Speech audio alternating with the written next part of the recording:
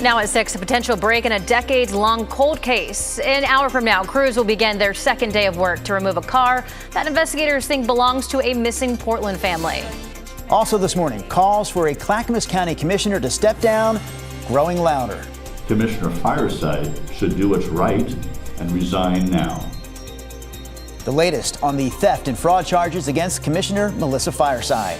Plus, daylight saving time? Yes, no, maybe so. That's the question Oregon lawmakers are posing yet again. This session, our Rod Hill looks at what would happen if we changed. Your 6 a.m. edition of Sunrise starts right now.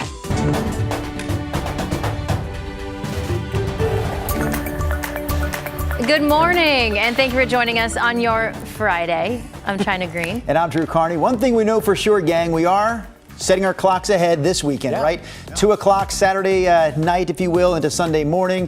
We are experiencing daylight saving time. Let's talk about that forecast, Rod Hill. Pretty good looking weekend overall. Sunday is a day that is all of a sudden turning cloudier with a chance of rain as early as Sunday evening for Portland and Sunday afternoon along the coast. And we'll get more into that coming up. Right now, though, let's get you out the door. Downtown Portland, some clouds on the lower horizon and some blue skies up top. Early morning number out at the airport's 39 degrees. But look at all the freezing numbers. Scappoose, Beaverton, Hillsborough, Tigard, Sherwood, Gresham. 31 Oregon City, 29 in Sandy. Frost reports coming into the weather center this morning as well. 32 out in McMinnville. Salem so far holding just above at 34. So our day moving forward, sunrise 6:37, going down tonight 7:06. 53 degrees at noon, and then upper 50s to maybe reaching 60. Should be a nice Friday evening for you as well. Here's Chris. That looks really nice. All right, Rod, let's get you out the door. Quick look at the drive through North Portland. This is I-5 near Columbia Boulevard. There's your southbound commute. That is rolling right along. Door number 3 takes us over to the Banfield. That looks good as well. So far, the freeway commute's in pretty good shape.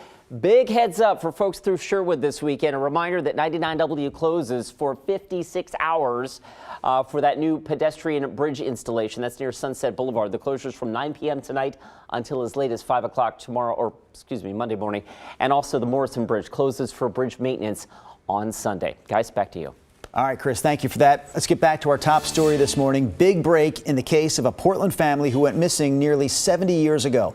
Investigators believe a diver found the Martin family's car at the bottom of the Columbia River. It's the first major clue in years for one of the biggest stories KGW covered back in 1958. Ashley Graham joins us now live from Cascade Lock. So, Ashley, this day is day 2 trying to pull this car from the river.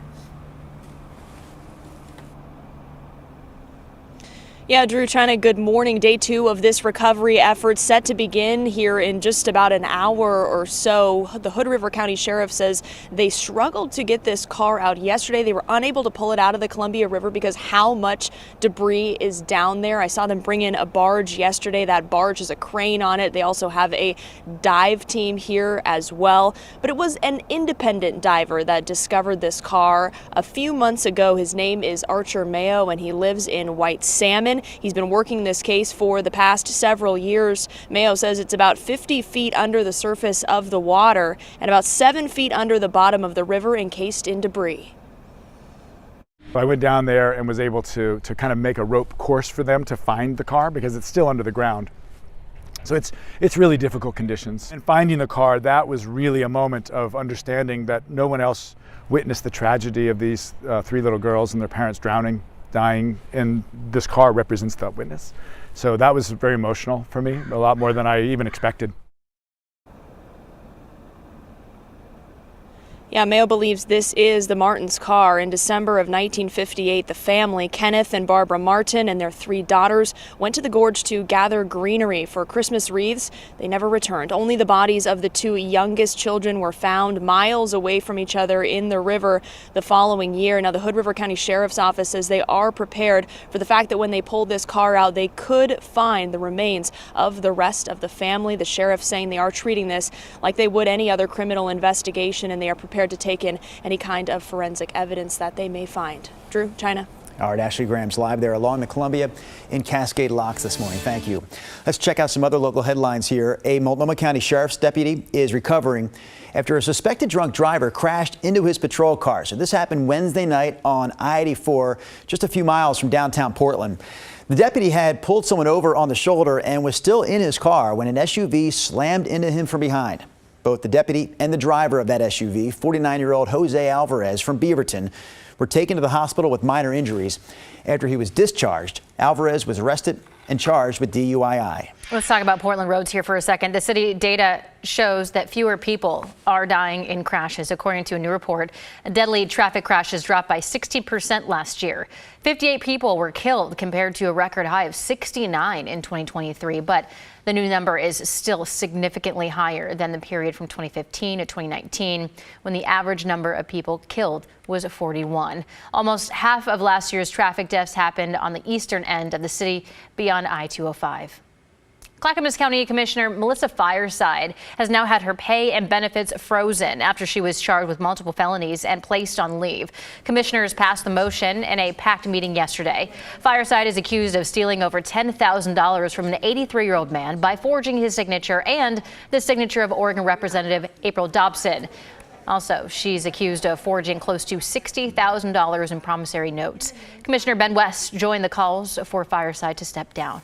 We can't let this be a cloud on the county. We have a lot of stuff going on that we need to address that should be our priorities. And if she actually ever did care about anybody else besides herself, she would resign.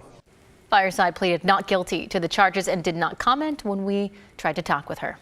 Portland Mayor Keith Wilson announced that the city will expand its street response program to help answer more calls, help police or fire in some situations, and also to shuttle people in crisis to shelters or service centers.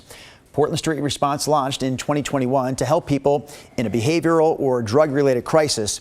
Mental health professionals and peer support specialists go to some emergency calls that police, fire, or ambulance crews would have handled on their own in the past.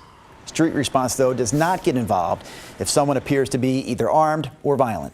Portland City Council has agreed to settle a lawsuit from a group of 9 journalists and legal observers who were injured by police in the 2020 protest. The ACLU of Oregon filed the case against the city that summer. They claimed their First Amendment rights were violated when Portland police officers assaulted them with batons and tear gas and arrested them without cause and seized their equipment. City attorneys advised the city to settle. Council approved the more than $900,000 settlement yesterday. Tomorrow is International Women's Day, and some locals are raising a glass to celebrate. She Brew, an all-female brewer festival, kicks off this weekend for its 10th year. All right, Thomas Schultz is joining us here in the studio to talk more about this. I said it before, I love the name of this event. It's not her brew, it's not me brew, it's not you brew, Thomas. It's She Brew. It's She Brew, Drew. China. She Brew, big day tomorrow for the 10th anniversary. And this is a festival that celebrates women in the beer and cider industry. Over 50 brewers from the Pacific Northwest will all come together to share beer, ciders, and wines, if that's your thing, all made by women. Brewers we spoke with say over the past few years they're seeing more and more female brewers. And more diversity in the industry means different kinds of concoctions. Some brewers specialize in things like gluten-free beer. It's a really special time to be able to just sort of like slow down and hang out with all of these really talented women. Now, over the past 10 years, the festival has grown from a small gathering to more than 1,500 attendees expected this weekend. It's really exploded from a small kind of niche competition to one of the largest beer fest in Oregon. Okay, so here is the details for the festival tomorrow at the Left Bank Annex building in Portland's Central East Side neighborhood. There's 2 time slots to attend. You can either go from 12 to 3 p.m. or catch a nightcap from 4 p.m. to 7. Of course, you can buy those tickets online for the 10th festival. You want to go to shebrew.beer. Guys. Pretty unique that they split it up into 2 different shifts. Thank you, Thomas. Rod and Shina, yeah, they definitely want to make sure the crowds stay controlled, so you can either go to the early afternoon deal or the later in the day deal. But 2 great opportunities happening there on Saturday. All right, should be fun. And the weekend's going to be pretty good for whatever your outdoor plans are here in the valley. We are eyeing an afternoon rain threat along the north coast. We'll talk more about the weekend in general coming up. But here's the fetch of moisture that eventually could bring rain to places like Astoria and Seaside and Cannon Beach Sunday afternoon. All right, right now, another beautiful clear sky morning up over the summit of Mount Hood. Temperature from our Timberline camera, 26 degrees up top.